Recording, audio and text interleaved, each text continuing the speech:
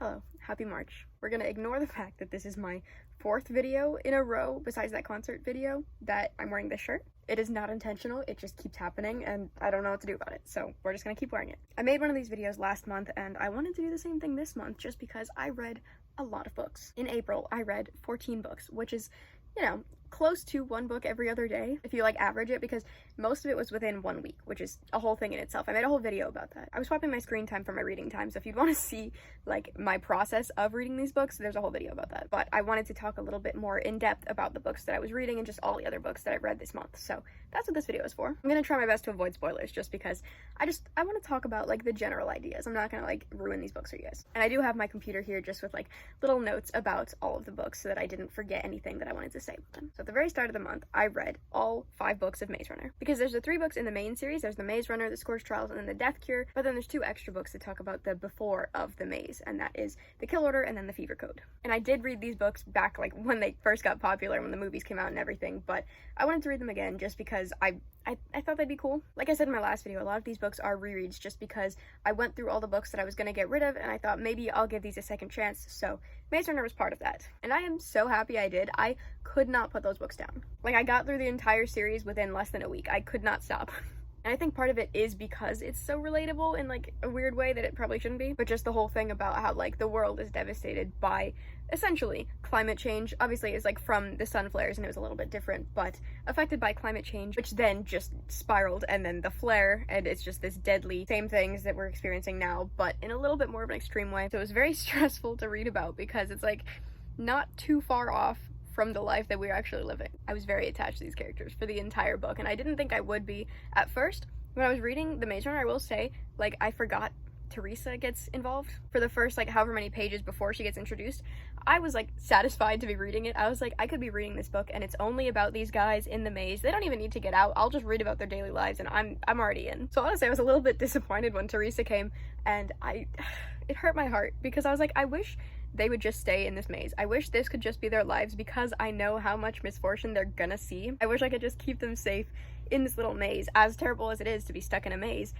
It's just, I do want to read it in a different order though. I think I might do that in another video, maybe, if I do more reading videos on this channel, because I kind of really like them. They kind of motivate me to get back into books, which is something I've been trying to do for so long. But I think it'd be very interesting to read it in the order of the Kill Order, the Fever Code, and then the actual series. Just because then it would make sense timeline-wise, because obviously when you're reading The Maze Runner, they don't have their memories of the time before the maze, but those 2 books talk about the time before the maze, and I think it'd be really interesting to read it in order that it happened, and just to see all the character interactions in the way that they did, even if the characters themselves don't remember it.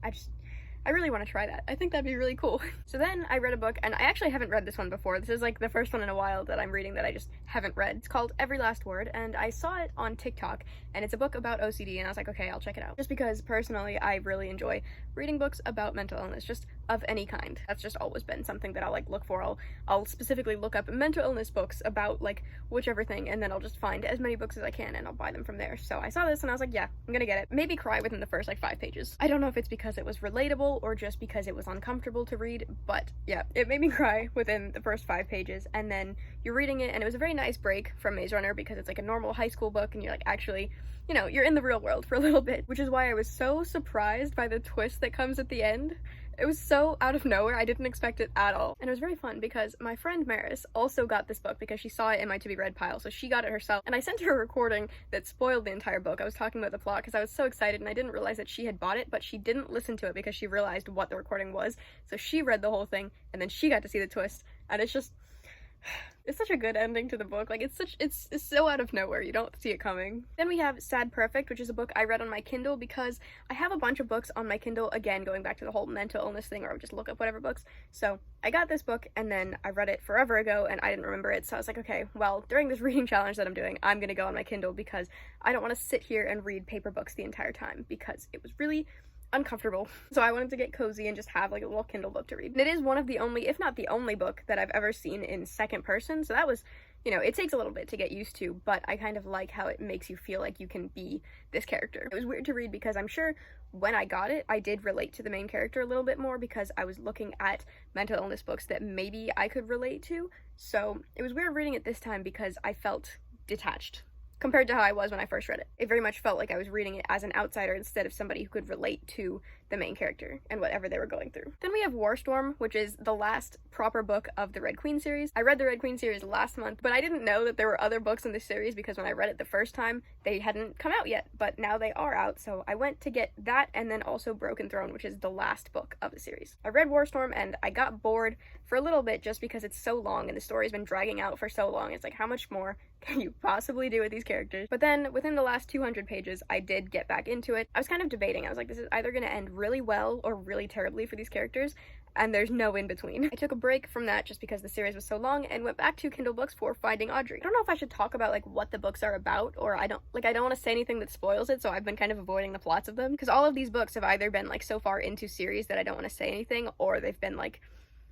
I don't know. Okay, we're gonna try. Finding Audrey is this book about a girl who has really bad social anxiety. She cannot leave her house, she doesn't interact with anybody, and it's just about her basically just trying to overcome it a little bit. And the one thing that's really interesting, it never actually says like what caused her anxiety to be really bad, because there's some event, and you know that there's some event that happened with her at school with these other people. You don't know what it is, and it never really tells you. So I really like that because it kind of allows you to put yourself into the story. Again, like the same as Sad Perfect, where you can kind of relate to this character because you don't know the specifics, but it's being written as if you could feel the same way. Then I read Broken Throne, which is the last book of the Red Queen series, so again, I'm not going to say much about the plot of that just because it's so far into it. All of the pages were purple ink.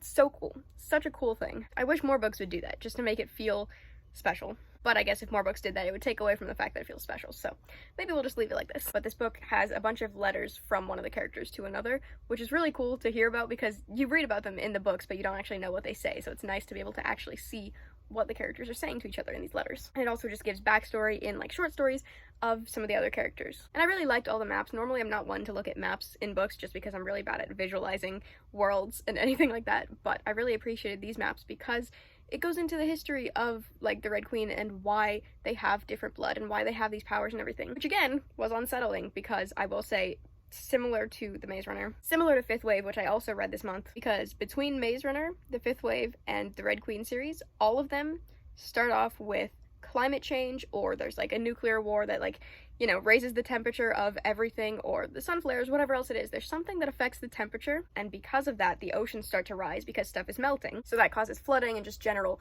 panic in societies because all of a sudden your cities are getting flooded. And then somehow there ends up being a pandemic of some kind. There just ends up being some illness that ends up taking over. It's a little bit stressful. It's a little much to read when they all have such similar setups for the end of the world. And also a lot of them are set in the 2020s. Like sometime in this decade. It's a little too close to home. I wrote, I'm wondering if that's why this type of book stopped being the big thing. It was too realistic when it most definitely should not be.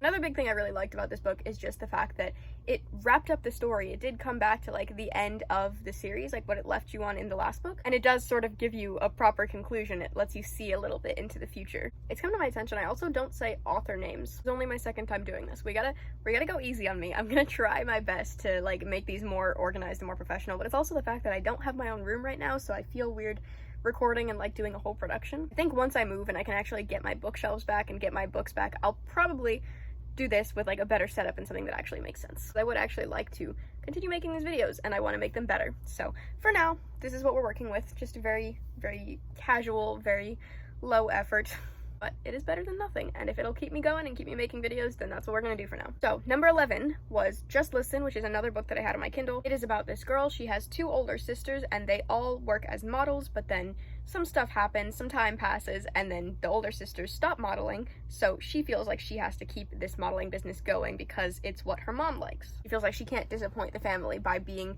the third sister and the last one to drop out because that means they have nothing left, so she keeps the burden on herself even though she maybe doesn't really want to do that anymore. She also has a falling out with a friend and she meets this guy who's not so popular at school, and the two of them become friends, and you can see how her interactions with this little rebellious guy that nobody likes, you can see how that changes her maybe for the better. I wrote, it's weird that it starts off with 12-year-olds because there's such a drastic age gap between me and this character that I was like, this doesn't, you know, I feel like when I was 12, I was just a little baby. It's weird to read about these 12-year-old characters like having full conversations because if I picture 12-year-olds, I'm picturing like babies. So sometimes I forget that like you know, when you're 10 years old, you're still a functioning person for the most part. But throughout the book, I was relating to this character a lot because she puts so much pressure on herself to kind of make things easier for her parents because her siblings already take up so much time. She doesn't want to add to any of the stress that they have to deal with, so she just lets her siblings be the focus, and she just kind of does whatever is easiest for everybody else. Then we have The Fifth Wave, The Infinite Sea, and The Last Star, which is the 3 books in the Fifth Wave series. It was the 3rd series this month about the world ending due to climate change and highly infectious diseases and all this stuff. For those of you who don't know, it's about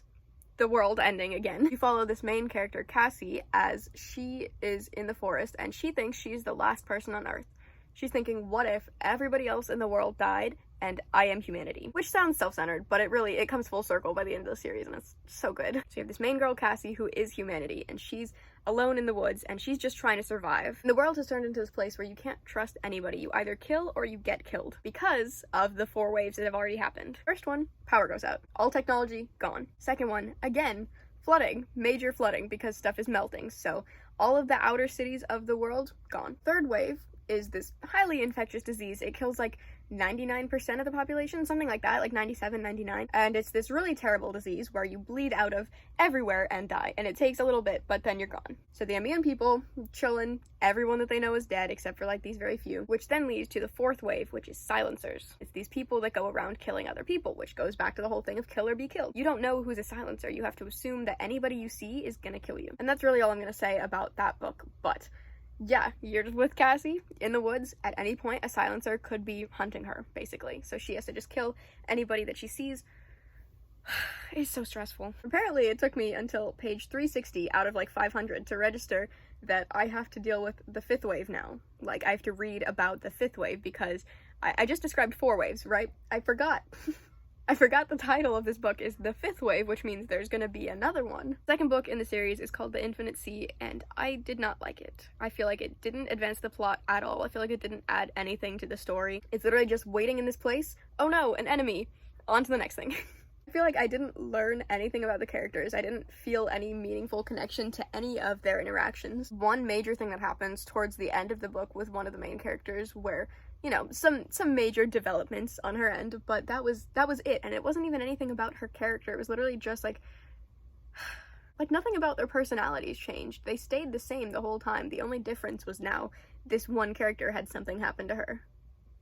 But that affects the next book. It doesn't even, like, it's not even a part of this book. I was just trying to get through it. I didn't enjoy it. I didn't have fun reading it. Book number 14 of this month, The Last Star, last book in the Fifth Wave series. And I wrote that it felt a little bit slow, but also that's kind of just because I lost all attachment to these characters because of the last book. It also kind of felt a little childish, like the narration felt a little childish, just because, you know, Cassie, the main character, has this journal that she writes in, but these books are written like, sometimes it'll be narrated just like as a general thing, but sometimes it'll throw in like a little comment from the character that's narrating. And you know, it can be cool to add like a little bit of personalization to these chapters, but it also just kind of felt like I want to read about these characters in the end of the world. I don't want to read their like teenage narrations. I wish I could read this as like a very serious book, because I enjoyed this. I thought it was very cute and I very much liked those little things, but it'd be cool to have a whole different series, like the same book but from a different author or from like a different perspective, where it's all just serious and it's all just like, hey, we're gonna die, this is a very serious situation. But instead you get these little moments where they're talking about, like, you know, they're still thinking from their high school mindsets, because a lot of them are still high schoolers. I don't think there's anything wrong with that necessarily. It's just something I noticed was that sometimes it felt a little bit childish, it felt a little bit silly because of that, which I think is kind of the point. It's to show that they are still kids even through all the serious stuff. And again, I wasn't really attached to the characters. I didn't really feel anything for them until the ending. I wish the ending had been drawn out more. I really think this book had like such potential for being like an emotionally tolling book, and I feel like it really just fell flat. And maybe that's because it is for a younger audience and you don't want to absolutely devastate them. I thought it was a really cool ending, but I was left wanting more. I wanted to know more about how the characters felt. I wanted to know more about like I can't say more without like spoiling what happens to her, but if you've read it, let me know if you agree.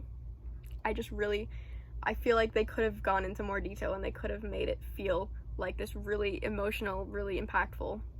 I don't know. And again, I felt like the only thing that really changed within these characters, I didn't feel like they changed as people. I feel like the only thing that changed was they're able to kill more easily, which I guess is kind of like a big point within these books, is just indifference, is just this feeling of like, oh yeah, I can do whatever, like it doesn't matter. It didn't feel like they it didn't feel like they really changed within their group. I feel like all of them, the way that they interacted, you'd think within 3 books, like there'd be different alliances to the different people, and like they'd all, you know, develop their friendships, and it felt like that didn't happen really at all. I really like the series. I just wish it could be a little more. And I guess that wraps up my books that I read in April. I would appreciate if you guys let me know any books that you enjoyed this month, any books you didn't like, any books that you maybe thought could be a little bit better. If you would like to support me, I have a main channel where I do music. It is Riverbxnd. Also, all of my other social media, Instagram, TikTok, Spotify, whatever else, it's all the same name, Riverbxnd. riverbxnd. And with that being said, I think I will see you guys in my next video. Bye-bye.